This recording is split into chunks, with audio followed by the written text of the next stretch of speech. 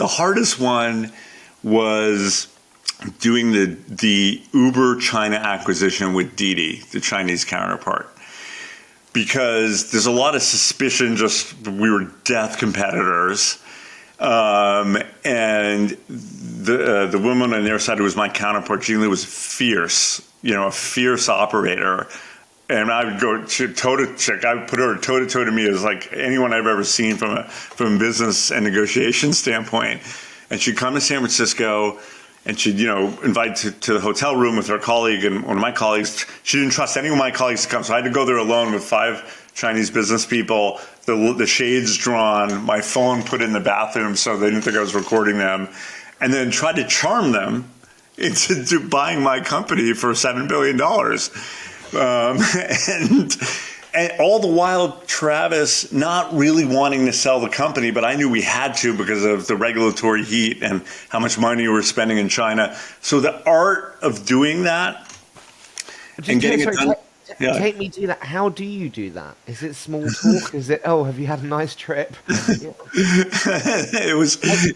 It's exactly not that. When people go, how was your flight? Where'd you come in from? Where are you staying? The small talk stuff is fine, but it sort of betrays a little naivete, like that you care or they care. Because if you're in a serious negotiation, no one cares about that. They just care about what you're trying to do.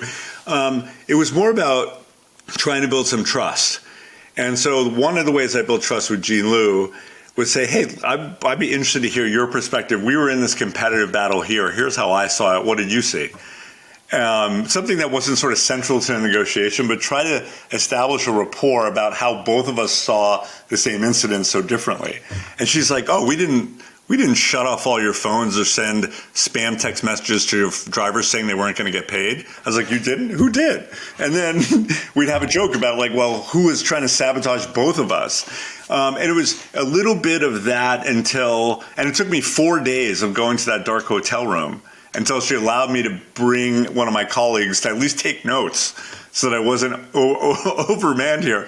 It was that kind of rapport that started it. So rapport matters.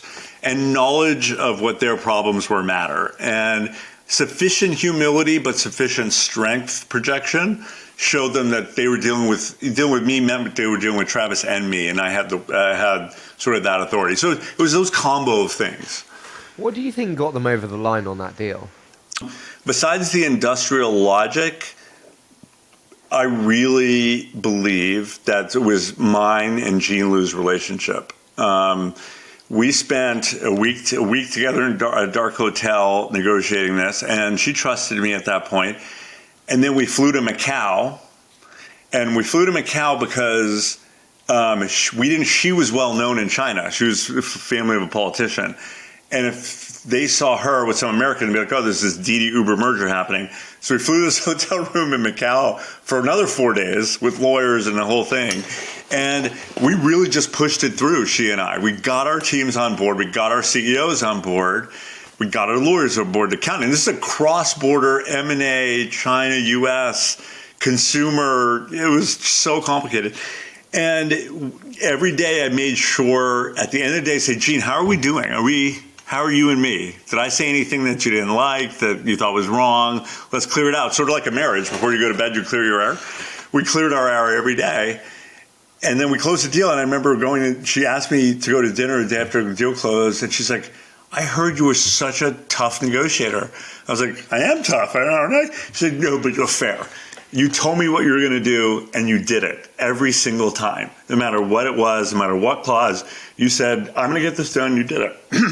And I trusted that, and that allowed me to do the deal, that kind of thing. How did you get Travis over the line on the flip side? That seems like a tough thing to do as well. Travis and I worked together so well. The thing that we had lots of discussion about was M&A. Should we buy Lyft? Should we not buy Lyft? Should we merge with Didi? Should we not buy Didi? Should we sell, buy Grab, all the different ride-sharing companies around the world? I was always for it before he was for it. But the China thing was so unique, Harry. Think about what consumer tech companies operate in China. Zero. there's enterprise tech like Hewlett Packard and IBM and all those guys, but no one else had done that. And we didn't ask for permission. We just did it. We showed up in Hangzhou and in the Hunan province, and we just launched Uber.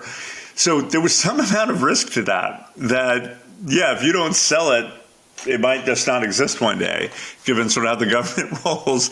And we were spending $100 million a month competing there, because remember, this is the biggest market in the world, 1.3 billion people, and we were going to win. And I just raised $3.5 billion from the Saudis, and so we were going to win. So the combo of those things made the industrial. And when I handed the deal on a platter, I was like, "This is done. This doesn't, let me start. This is finished. 45 days from beginning to end."